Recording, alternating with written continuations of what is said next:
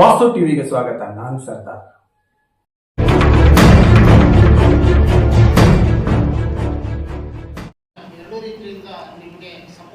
ಚೈತನ್ಯ ಮಹಿಳಾ ಸಂಘ ಮುಧೋಳ ಹಾಗೂ ಇನ್ಫೋಸಿಸ್ ಫೌಂಡೇಶನ್ ಇವರ ಸಹಯೋಗದಲ್ಲಿ ಇವತ್ತು ಜಮಖಂಡಿ ತಾಲೂಕಾ ತಾಯಿ ಮತ್ತು ಮಕ್ಕಳ ಸಾರ್ವಜನಿಕ ಆಸ್ಪತ್ರೆ ಸಭಾಭವನದಲ್ಲಿ CLH ಮಕ್ಕಳಿಗೆ ಪೌಷ್ಟಿಕ ಆಹಾರದ ಕಿಟ್ ವಿತರಣೆ ಕಾರ್ಯಕ್ರಮ ಹಮ್ಮಿಕೊಳ್ಳಲಾಗಿತ್ತು. ಈ ಕಾರ್ಯಕ್ರಮದ ಉದ್ಘಾಟನೆಯನ್ನು ಜಮಖಂಡಿಯ ಉಪವಿಭಾಗಾಧಿಕಾರಿಗಳಾದ ಶ್ರೀಮತಿ ಶ್ವೇತಾ ಎಂ ಬಿಡಿಕರ್ ಅವರು ಸಸಿಗೆ ನೀರು ಉಣಿಸುವ ಮೂಲಕ ಉದ್ಘಾಟಿಸಿದರು. ಕಾರ್ಯಕ್ರಮದ ಅಧ್ಯಕ್ಷತೆಯನ್ನು ಚೈತನ್ಯ ಮಹಿಳಾ ಸಂಘದ ಅಧ್ಯಕ್ಷರಾದ ಶ್ರೀಮತಿ ಮಧು ನಡವಿನ್ಮನಿಯವರು ವಹಿಸಿದ್ದರು. ಈ ಕಾರ್ಯಕ್ರಮದ ಮುಖ್ಯ ಅತಿಥಿಯಾಗಿ ಜಮಖಂಡಿ ತಾಲೂಕಿನ ತಹಶೀಲ್ದಾರ್ ಹಾಗೂ ದಂಡಾಧಿಕಾರಿಗಳಾದ ಶ್ರೀ ಸದಾಶಿವ್ ಮೊಕೋಜಿಯವರು ವಹಿಸಿದ್ದರು. ಜಿಲ್ಲಾ ಏಡ್ಸ್ ಪ್ರತಿಬಂಧಕ ಹಾಗೂ ನಿಯಂತ್ರಣ ಘಟಕದ ಅಧಿಕಾರಿಗಳಾದ ಡಾಕ್ಟರ್ ಶ್ರೀಮತಿ ಸುವರ್ಣ ಕುಲಕರ್ಣಿಯವರು, ತಾಲೂಕಾ ಆರೋಗ್ಯಾಧಿಕಾರಿಗಳಾದ ಶ್ರೀ ಡಾಕ್ಟರ್ GS ಗಲ್ಗಲಿ, ಜಮಖಂಡಿ ತಾಲೂಕಾ ಉಪವಿಭಾಗಾಧಿಕಾರಿ ಸಾರ್ವಜನಿಕ ಆಸ್ಪತ್ರೆಯ ಮುಖ್ಯ ವೈದ್ಯಾಧಿಕಾರಿಗಳಾದ ಶ್ರೀ VC ಮದ್ದೇಗೌಡರ್, ಸಮಾಜ ಕಲ್ಯಾಣ ಇಲಾಖೆಯ ಸಹಾಯಕ ನಿರ್ದೇಶಕರಾದ ಶ್ರೀ ಜಗದೀಶ್ ಪಾಸೋಳಿಯವರು, ಮಹಿಳಾ ಮತ್ತು ಮಕ್ಕಳ ಕಲ್ಯಾಣ ಇಲಾಖೆ ಶಿಶು ಅಭಿವೃದ್ಧಿ ಯೋಜನಾಧಿಕಾರಿಗಳಾದ ಶ್ರೀ ಶರಣ್ ಬಸವೇಶ್ವರ್ ಮ್ಯಾಗೇರಿ, ತಾಲೂಕಾ ಪಂಚಾಯತ್ ರಾಜ್ಯ ಸಹಾಯಕ ನಿರ್ದೇಶಕರಾದ ಸಿದ್ಧಾರ್ಥ್ ಗೋಟೆ, ಮಾತೋಶ್ರೀ ಶಾರದಾ ಸಂಸ್ಥೆಯ ಅಧ್ಯಕ್ಷರಾದ ಶ್ರೀ ನಾರಾಯಣ್ ಕುಲಕರ್ಣಿಯವರು ಇನ್ನು ಹಲವಾರು ಅಧಿಕಾರಿಗಳು ಉಪಸ್ಥಿತರಿದ್ದರು. ವಾಸ್ತು ಟಿವಿ ಗ್ರೌಂಡ್ ರಿಪೋರ್ಟ್. ಈಗ ಈ ಒಂದು ಯೋಜನೆ ಮುಧೋಳ ಮತ್ತು ಜಮಖಂಡಿ ಲೋಕಲ್ ತಾಲೂಕಿನಲ್ಲಿ ಮಾತ್ರ ಇರುವಂತದ್ದು. ಇಲ್ಲಿರುವಂತಹ CLH ಮಕ್ಕಳಿಗೆ ಒಂದು ನ್ಯೂಟ್ರಿಷನ್ ಕಾರ್ಯಕ್ರಮ, ಈ ಕಾರ್ಯಕ್ರಮ ಒಂದು ಇವತ್ತು ಉದ್ಘಾಟನೆ ಆಗ್ತಾ ಇದೆ. ಇದು ಒಂದು ಅತಿ ಸಂತೋಷದ ವಿಷಯ.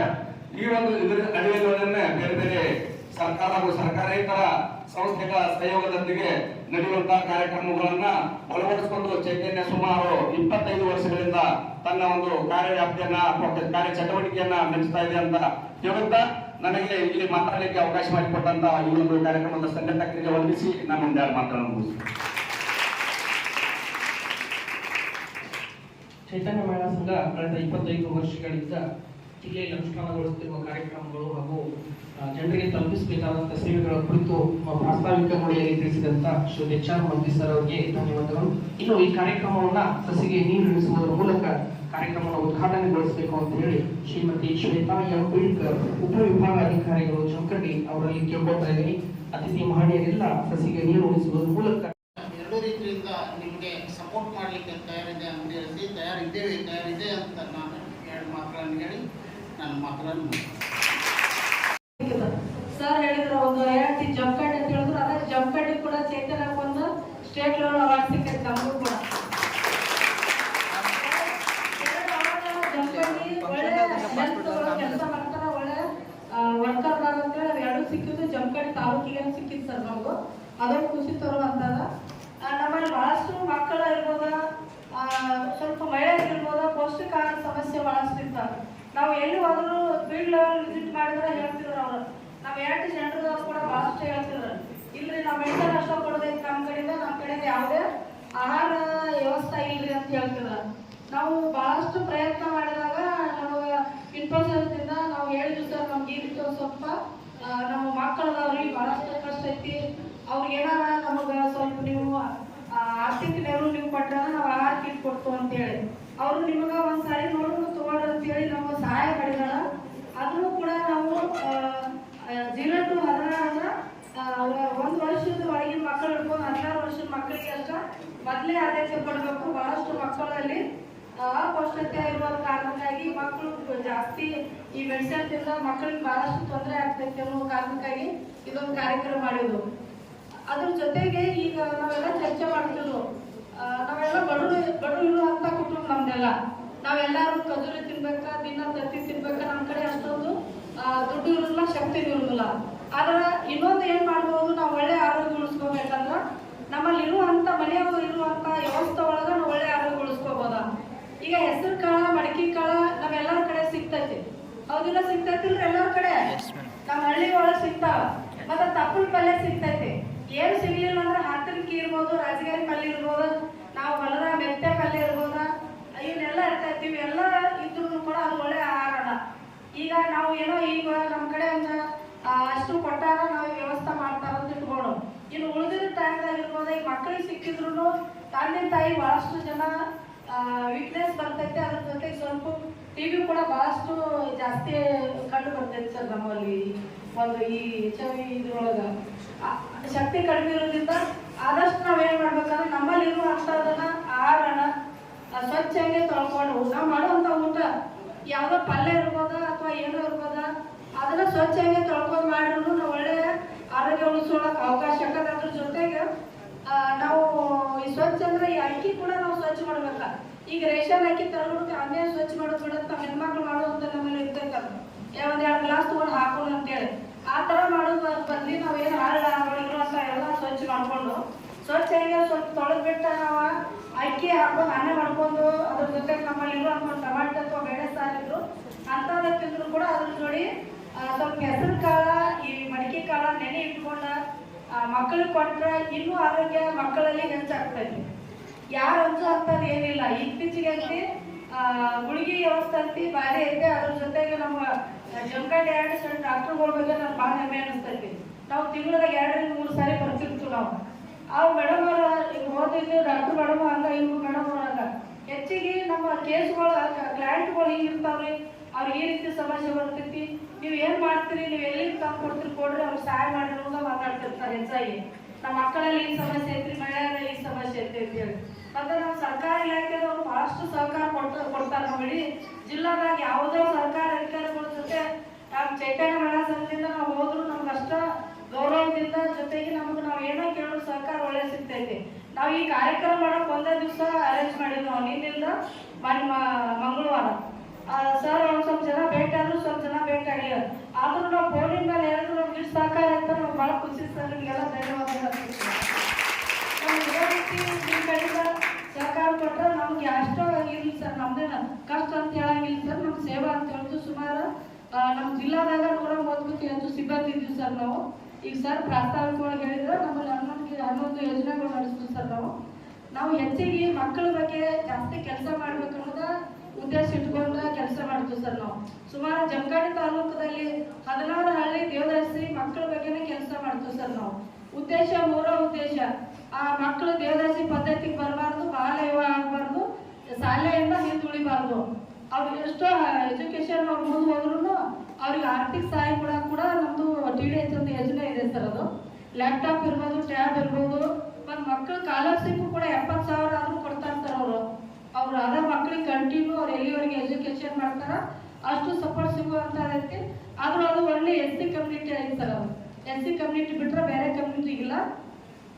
ಈಗ ನಾವು ಈಗ ಆಹಾರ ಕಿಟ್ ವಿತರಣೆ ಮಾಡೋದು ಇದು ಎಲ್ಲ ಸಮುದಾಯ ಎಲ್ಲ CLH ಮಕ್ಕಳಿಗೆ ಕೊಡುವಂತ ವ್ಯವಸ್ಥೆ ಐತಿ. ನಾವು ಪ್ರತಿ ತಿಂಗಳ ಕೊಡ್ತಿತ್ತು. ಇದೇ ರೀತಿ ನೀವು ನಮ್ಮ ಸಿಬ್ಬಂದಿ ಬರ್ತಾರ.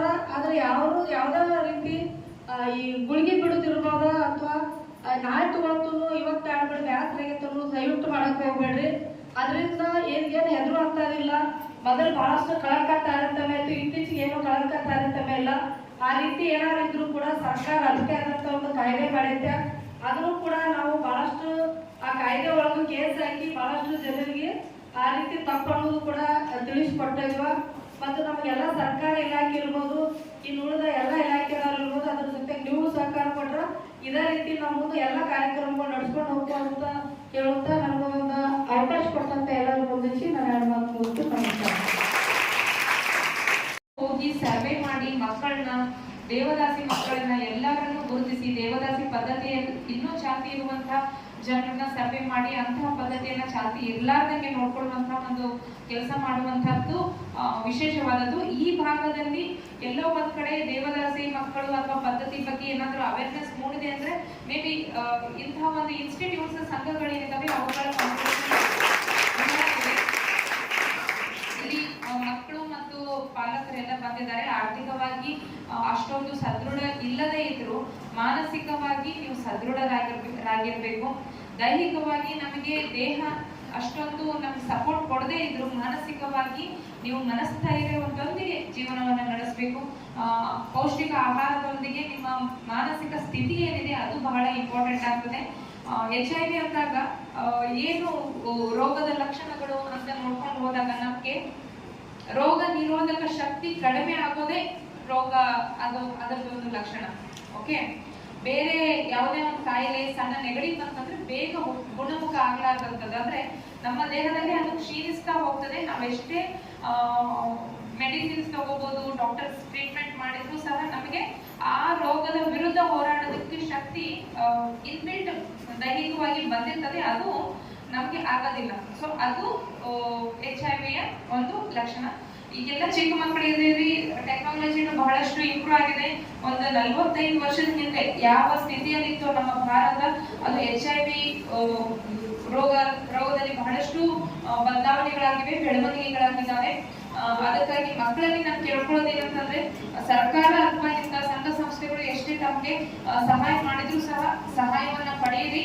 ಅದರ ಜೊತೆಗೆ ನಿಮ್ಮ ಮಾನಸಿಕ ಸ್ಥೈರ್ಯ ಏನಿದೆ ಅದನ್ನ ಇಟ್ಟುಕೊಂಡು ನೀವು ಶ್ರದ್ಧೆಯಿಂದ ಅಭ್ಯಾಸ ಮಾಡಬೇಕು, ಎಜುಕೇಶನ್ ಕಲಿಬೇಕು. ವಿದ್ಯೆ ಈಸ್ ಇಂಪಾರ್ಟೆಂಟ್, ಯಾವಾಗಲೂ ಎಂಥದ್ದೇ ಇರಲಿ ವಿದ್ಯೆ ಈಸ್ ಇಂಪಾರ್ಟೆಂಟ್. ನೀವು ಸರ್ಕಾರಿ ಶಾಲೆ ಒಳಗೆ ಹೋಗ್ರಿ ಅಥವಾ ಬೇರೆ ಶಾಲೆಗಳಿಗೆ ಹೋಗ್ರಿ, ಯಾವತ್ತೂ ಎಂಥದ್ದೇ ಸಿಚುವೇಶನ್ ಬಂದಾಗ್ಲೂ ಸಹ ವಿದ್ಯೆಯನ್ನ ಡಿಸ್ಕಂಟಿನ್ಯೂ ಮಾಡೋದಕ್ಕೆ ಹೋಗ್ಬೇಡ್ರಿ. ಅದರ ಜೊತೆಗೆ ನಿಮಗೆ ಸ್ಪೋರ್ಟ್ಸ್ ಕಾರ್ಯಕ್ರಮಗಳನ್ನು ಸಹ ಅವಾಗವಾಗ ಆಯೋಜಿಸಿಕೊಂಡಿರ್ತಾರೆ, ಅವುಗಳಿಗೂ ಸಹ ನೀವು ಪಾರ್ಟಿಸಿಪೇಟ್ ಮಾಡಬೇಕು. ಸೊ ದಟ್ ಮಾನಸಿಕವಾಗಿ ದೈಹಿಕವಾಗಿ ನಿಮ್ಮ ಏನು ವ್ಯಕ್ತಿತ್ವ ಇದೆ ಅದು ರೂಪುಗೊಳ್ಳೋದಕ್ಕೆ ಪ್ರಾರಂಭ ಆಗ್ತದೆ. ಅಂಡ್ ಫ್ರಮ್ ಬರ್ತ್ ದಿಂದ ನೀವು ಫೈಟ್ ಮಾಡ್ತಾ ಬಂದಿದ್ರಿ. ಓಕೆ, ಹುಟ್ಟುವಾಗಲೂ ಫೈಟ್ ಮಾಡಿದ್ರಿ, ಹುಟ್ಟಿದ ನಂತರನೂ ಸಮಾಜದ ಜೊತೆಗೆ ಮತ್ತು ನಿಮ್ಮ ಜೊತೆಗೇನೆ ನೀವು ಫೈಟ್ ಮಾಡ್ಕೊಂಡಿರ್ಬೇಕು. ಅದಕ್ಕೆ ಹೇಳೋದು, ನಿಮ್ಮ ಮನಸ್ಸಿನ ಸ್ಥಿತಿಗೆ ನಿಮ್ಮ ಮಾನಸಿಕ ಶಕ್ತಿ ಎಷ್ಟು ಗಟ್ಟಿ ದೃಢವಾಗಿರ್ತದೆ ಅಂದ್ರೆ ನಾರ್ಮಲ್ ನಮ್ಗಿಂತಲೂ ದೃಢವಾಗಿರ್ತದೆ. ಅದನ್ನ ನೀವು ತೋರಿಸ್ಕೋಬೇಕು, ಅದಕ್ಕೆ ಒಂದ್ ಸ್ವಲ್ಪ ಟ್ರೈನ್ ಮಾಡ್ಕೋಬೇಕು. ಅವಾಗ nothing is happen to me ಅನ್ನೋದು ಒಂದು ಪಾಸಿಟಿವ್ ಇಂಪ್ಯಾಕ್ಟ್ ಅನ್ನ ನೀವು ಯಾವಾಗ್ಲೂ ಮನಸ್ಸಿಗೆ ಹೇಳ್ತಾ ಹೋದ್ರಿ ಅಂತಂದ್ರೆ ಮಾನಸಿಕವಾಗಿ ನೀವು ಸದೃಢರಾಗ್ತೀರಿ. ನಾನು ಸಫಲ ಫೌಂಡೇಶನ್ ಅಂತ ಹೇಳಿ ಬೆಳಗಾವಿದು ಒಂದು ಫೌಂಡೇಶನ್ ಇದೆ, ಅವರು ಸಹ HIV ಮಕ್ಕಳು ಮತ್ತೆ HIV ಇರೋರ್ನ ನೋಡುವಂತ ಒಂದು ಫೌಂಡೇಶನ್. ಆಕೆಗೂ ಸಹ HIV ಪೀಡಿತೇನೆ, ಆದ್ರೆ may be she is 45 or 50 ನಾವು. ಬಹಳಷ್ಟು ಸಮಸ್ಯೆಗಳನ್ನ ಎದುರಿಸಿ ಈಗ ಇಡೀ ಬೆಳಗಾವಿ ಮತ್ತು ಬೆಳಗಾವಿಯ ಎಲ್ಲ ತಾಲೂಕುಗಳಲ್ಲೂ ಅವರ ಒಂದು ಏನು ಇನ್ಸ್ಟಿಟ್ಯೂಟ್ ಇದೆ ಎಲ್ಲ ಕಡೆನೂ ಹರಡಿದೆ ಮತ್ತು ಪ್ರಾಮಾಣಿಕವಾಗಿ ನಿಸ್ವಾರ್ಥದಿಂದ ಇದೇ ರೀತಿಯಾಗಿ ಸೇವೆಯನ್ನ ಕೊಡುವಂತ ಒಂದು ಸಂಸ್ಥೆ. ಸೊ ಮೇ ಬಿ ಜೀವನದಲ್ಲಿ ಇದನ್ನೇ ಮಾಡ್ರಿ ಅಂತ ಹೇಳೋದಿಲ್ಲ, ನಿಮಗೆ ಬಹಳಷ್ಟು ಬೇರೆ ಬೇರೆ ದಾರಿಗಳಿರ್ತವೆ, ಅವುಗಳಿಗೆಲ್ಲ ದೇವರು ಒಂದಿನ ನಿಮ್ಗೆ ದಾರಿ ಕೂಡಿಸ್ಕೊಡ್ತಾನೆ. ಸೊ ಅದಕ್ಕೆ ಇವತ್ತು ಏನು ಇನ್ಸ್ಟಿಟ್ಯೂಟ್ಗಳ ಕಡೆಯಿಂದ ಇನ್ಫೋಸಿಸ್ ಫೌಂಡೇಶನ್ ನಿಂದ ನಿಮಗೆ ಪೌಷ್ಟಿಕ ಆಹಾರದ ಒಂದು ಏನು ವಿತರಣೆ ಮಾಡ್ತಾರೆ, ಅದನ್ನ ಸದ್ಬಳಕೆ ಮಾಡ್ಕೊಂಡು ಹೋಗಿ ಒಳ್ಳೆಯ ರೀತಿಯಿಂದ ಎಲ್ಲರೂ ಸೇರಿ ಒಂದು ಒಗ್ಗಟ್ಟಾಗಿ ನಮ್ಮ ದೇಶವನ್ನ ಸದೃಢ ಮಾಡೋದಕ್ಕೆ, ಕಾಯಿಲೆಗಳಿಂದ ಮುಕ್ತ ಮಾಡೋದಕ್ಕೆ ಎಲ್ಲರೂ ಸೇರಿ ಹೋರಾಡೋಣ ಅಂತ ಹೇಳ್ತಾ